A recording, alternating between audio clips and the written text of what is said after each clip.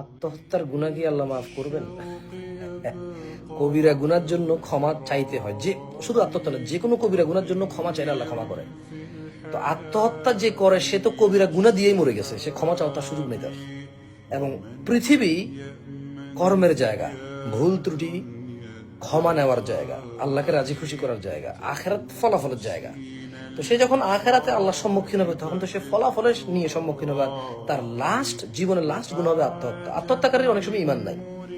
আত্মহত্যা কিন্তু শুধু কবিরা গুনাহ না, সামটাইমস এটা কুফরিয়া শিরক থেকে আসে। আল্লাহর প্রতি ঈমান নাই, আখিরাতের প্রতি ঈমান নাই, এরকম জায়গা থেকে আসে আত্মহত্যা। যেমন কোনো মানুষ যখন আত্মহত্যা করে, যে ব্যক্তি আত্মহত্যা করে সে কোনো না কোনো কষ্টই তো আত্মহত্যা করে, ঠিক না? তো সে মনে করে যে সে মরে গেলে এরা শান্তি হয়ে যাবে, সেও শান্তি হয়ে যাবে। এই জ্বালা তার ভালো লাগে না, এই খোঁটা ভালো লাগে না, এই অপমান, এই লাঞ্ছনা, এই অবহেলার ভালো লাগে না, মরে গেলেই ভালো মনে করে আত্মহত্যা করে। তার মানে কি? সে তো নিশ্চিত সে মারা গেলে তার কষ্ট শেষ।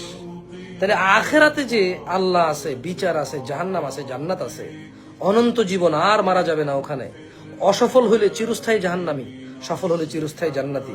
তাহলে ওইটা তার তো বিলিভ নাই। সে মনে করে যে এখানে মানুষের খোঁটা, তানা, তুলনা এবং অবহেলা থেকে বাঁচার জন্য সে আত্মহত্যা করে। কিন্তু এটা কি তার 20 তারিখে পরকালে তার বিশ্বাস আছে? বরঞ্চ এই তানা, তুলনা, খোঁটা মানুষ দিতে দিতে বন্ধ হয়ে যাবে, মানুষ আর দিবে না। সে নিজের এই দুর্বল জায়গাকে কাজকর্ম করে, সে পরিশ্রম করে, সে ভালো কাজ করে, সে সবর করে, সুন্দর আচরণে একসময় সে সবার প্রিয় হওয়ার সম্ভাবনা আছে দুনিয়াতে।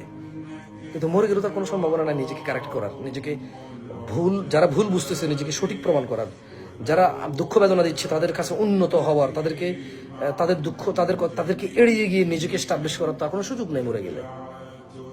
আর মৃত্যু তো অনিবার্য, আসবে, কেউ চাইলেও বাঁচতে পারবে না।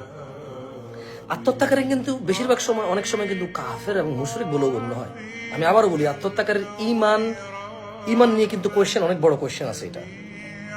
কারণ আত্মহত্যাকারী মানে মানে সে দুনিয়ার মনে করে যে সে মরে গেলে বেঁচে গেছে, কিন্তু সে তো এটা কি সে অস্বীকার করতে পারবে কোনো আত্মহত্যাকারী যে সে মরবে না? আরে সে যদি বাঁচার চেষ্টা করে তারপরে তো তার মৃত্যু তার কাছে আসবে। তাহলে এমন একটা কাজ সে কেন করতে যাচ্ছে যেটা সে অনিবার্য? নবী রাসূলদের উপরে আসছে, পৃথিবীর সকল কিছুর উপরে আসছে, গরু, ছাগল, হাঁস, মুরগি, জিন, ভূত, মানুষ, পশু, পাখি, এমন কিছু আছে যেটা মরে না। তাহলে মৃত্যু তো নিশ্চিত হয়েই যাবে, সে না চাইলেও হবে। তাইলে সে এটাতে কেন ফোর্স করবে, কেন চেষ্টা করবে এটাতে? সে যদি পুরো পৃথিবীর সবাই মিলে যদি চেষ্টা করে কেউ বাঁচতে বা বাঁচাইতে, সে পারবে না। তাহলে মৃত্যু হচ্ছে নিশ্চিত। সো আত্মহত্যাকারীর বিষয়ে অনেক বড় কোয়েশ্চেন আছে কিন্তু, যে আত্মহত্যাকারী যে আত্মহত্যা করে তা কিন্তু মানে আখেরাত, মানে এই যে আত্মহত্যা কবিরা গুনাহ, সে আর আল্লাহর কাছে মাপ চাইতে পারবে না। তার পূর্বের গুনার জন্য মাপ চাওয়ার সুযোগ নাই তার, এবং সে আর কোনোদিন আল্লাহকে রাজি খুশি করতে পারবে না। এবং তার লাস্ট কর্মই হচ্ছে গুনাহ, বড় গুনাহ। সো মানে এটা তো তার ঈমানের বিষয়, বুঝেন নাই? আর ক্ষমা করবে কিনা এটা তো আল্লাহর ইচ্ছা।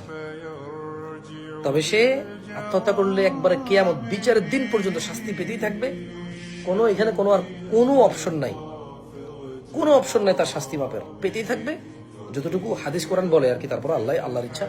বাট হাদিস কোরআন এটাই বলে যে যে ব্যক্তি আত্মহত্যা করে সে ননস্টপ ওভাবেই থাকবে। কেমন?